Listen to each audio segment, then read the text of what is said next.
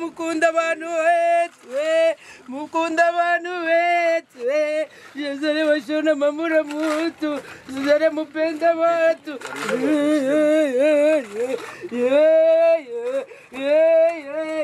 Orisa una rafiki yako kulana makia, Yezere rafiki yako, Yezere wetwe,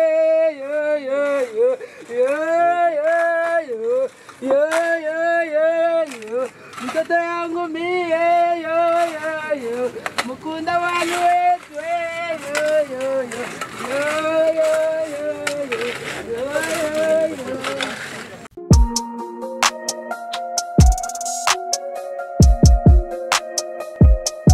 Impanuro TV, ishakiro ry'amakuru yizewe.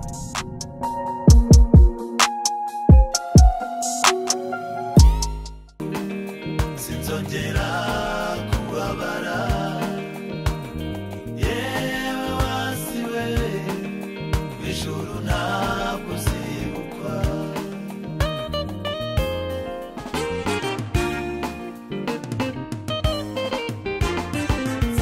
Nzakwambura, yewe wankubiriwe, yewe wasiwe, ndabizi nawe uzashira. Iwacu mw'ijuru sinzongera kubabara, yewe wasiwe, ijuru ntabwo uzibukwa.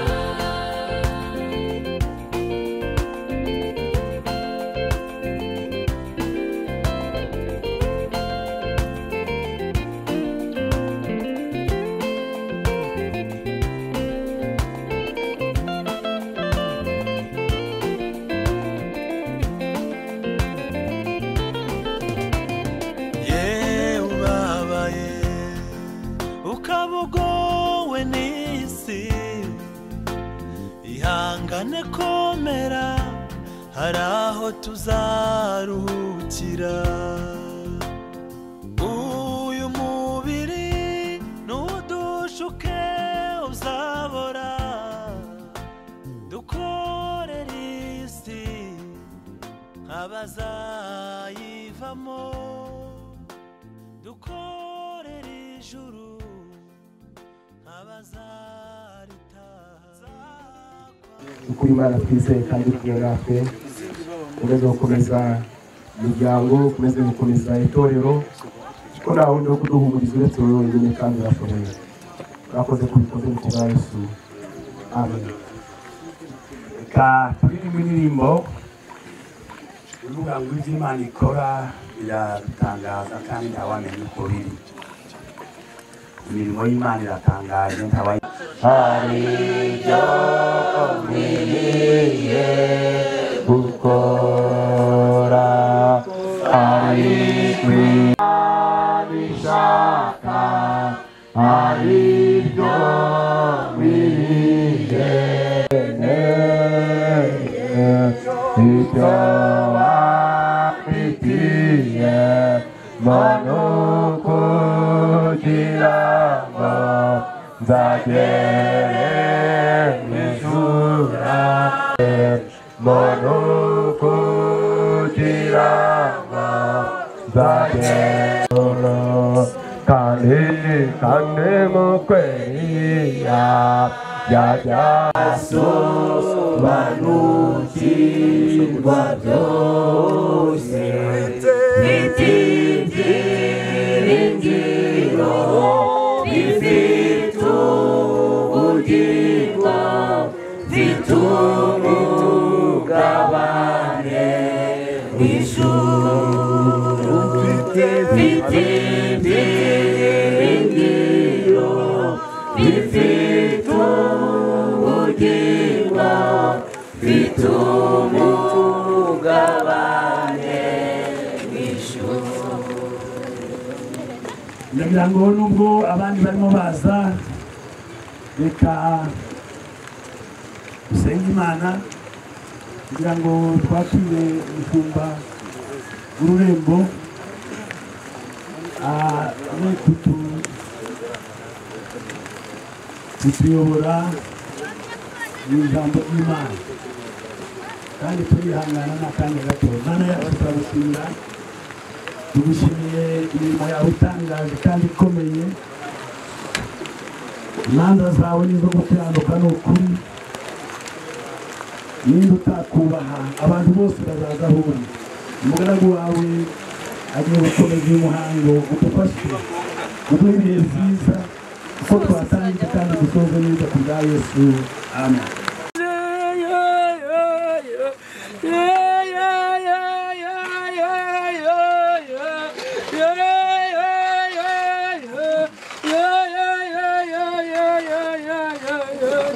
Nizere kibasumba, nizere wasumba murabuzi, nizere rukundo.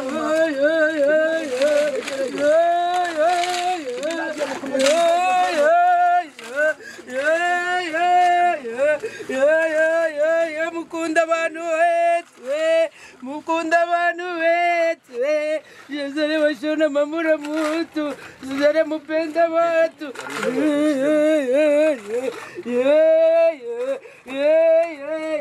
Orisa na rafiki yako, na rafiki yako kulana bakia, nizere rafiki yako, nizere wetwe.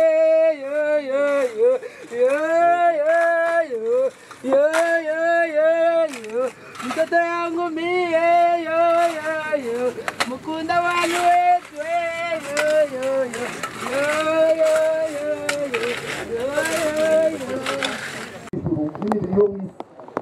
ariko ubwiza bw'iyo mu ijuru buri ukwabwo n'ubwiza bw'iyo mu isi nabwo buri ukwabwo. Ubwiza bw'izuba buri ukwabwo n'ubwiza bw'ukwezi buri ukwabwo n'ubwiza bw'inyenyeri buri ukwabwo, kuko inyenyeri imwe itanganya ubwiza n'indi nyenyeri. Murongo 40. No kuzuka kw'abapfuye niko kuri, umubiri ubibwa ari uwo kubora, ukazazurwa ari uwo kutabora. Uribwa ufite igisuzuguriro, ukazazurwa ufite ubwiza. Uribwa utagira inenge, ukazazurwa ufite imbaraga. Uribwa ari umubiri wa kavukire, ukazazurwa ari umubiri w'umwuka. Niba hariho umubiri wa kavukire, hariho n'umubiri w'umwuka. Ndagira ngo twese bateraniye hano twibukiranye ko abera bazazuka. Pawulo yabwiye itorero ry'i Tesalonike ngo nibababara bababare, ariko bagire n'ahantu babika ibyiringiro. Aravuga ngo ntituzababare burundu, ntatubujije kubabara. Yaratubwiye ngo mubabare uruhande rumwe kuko umuntu yabakuwemo, ariko mubabarane ibyiringiro. Avuga ibyiringiro ari ibihe? Avuga ngo umwami ubwo azaza, umwami yizeye azaza n'impanda-marika n'ijwi rirenga, ngo abapfuye bizeye nibo bazabanza kuzuka, natwe abazaba bakiriho duhindurwe tumusanganire. Aravuga ngo tumararishe imibabaro kubwirana ayo magambo. Ari amagambo yagenwe akora kugenda iki. Ndashaka kugira abantu bose muri hano mwakire Kristo nk'umwami n'umutima w'ubugingo bwanyu, ko bitarangirira hano. Rero ntabwo hano tuje gusezera Kizere ngo tujye birarangira, ahubwo tuje kubiba. Kandi kugira ngo urubuto ruzamere biterwa na karite uko rwabibwe rumeze. Rero urubuto rumera harimo imbaraga yarakiriye za Kristo zimuhesha kuzazuka. Niyo mpamvu twebwe abariho bitwamugarura, ariko twazamutanga aho ari. Kandi natwe nibwo rugendo turimo, ntabwo ariyo wa mbere, kandi n'abandi baragiye, natwe tuzagenda. Ariko hari ijambo riri mu ndirimbo 45 ryavuzwemo, muri byavuze ngo urugendo turabimenya byose. Ntutekereze ko ibintu byose muzabimenya.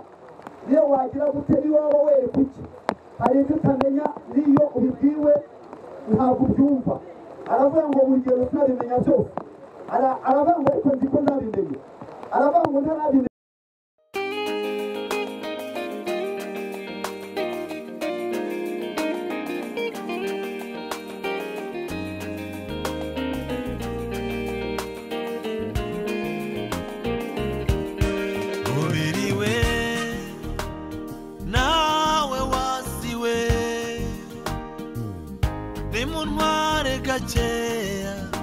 aho iwanyu ndacumbitse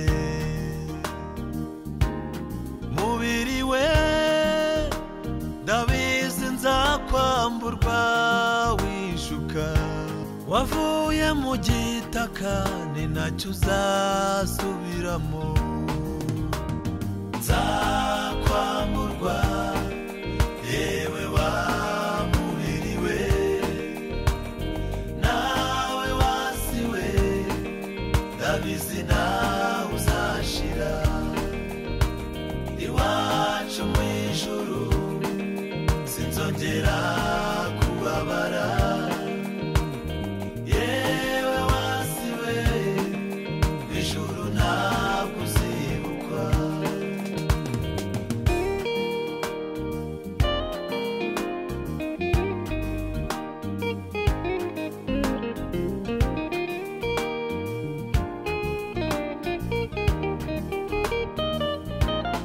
mubiri we narakwambitse n'ukuri ntako ntagize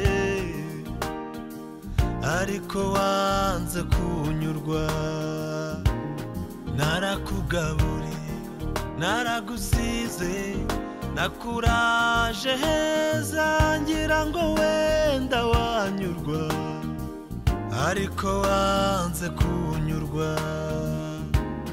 mubiri we ndabizi nzakwamburwa wishuka wavuye mu gitaka ni nacyo uzasubiramo nzakwamburwa yewe wa mubiri we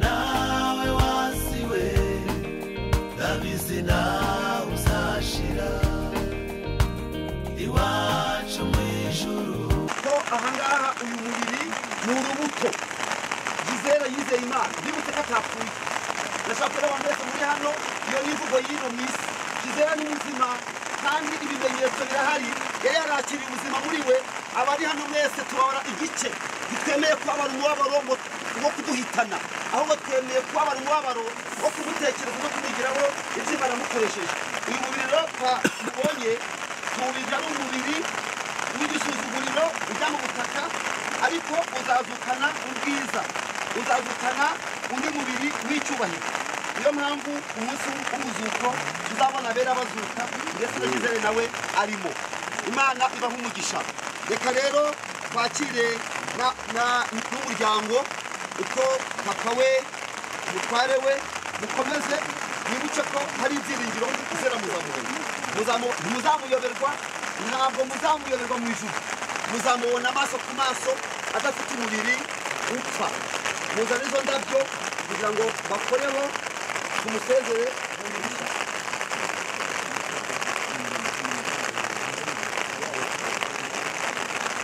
aha ngiye gusaba umuntu wo muri famiye uza kutubwira uko indabyo ziza gukurikirana yego barangije turangije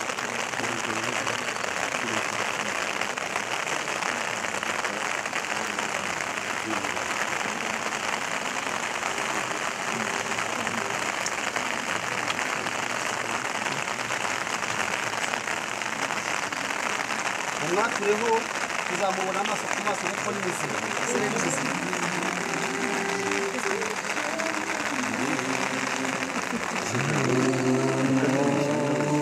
mushyiraho famiye urangiza azajya yegerayo urangiza azajya furuza ninjiza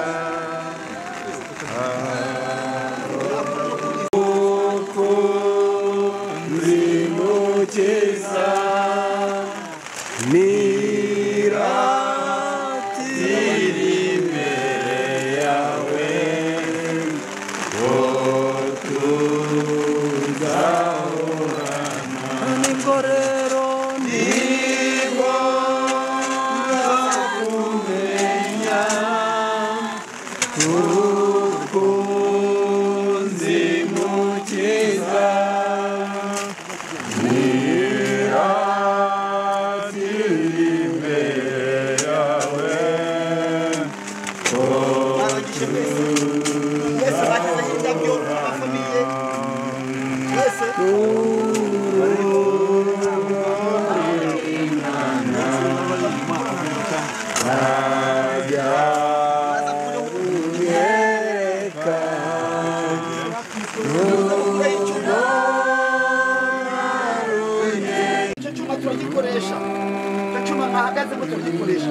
naho zirakora umwanya turacisha imashini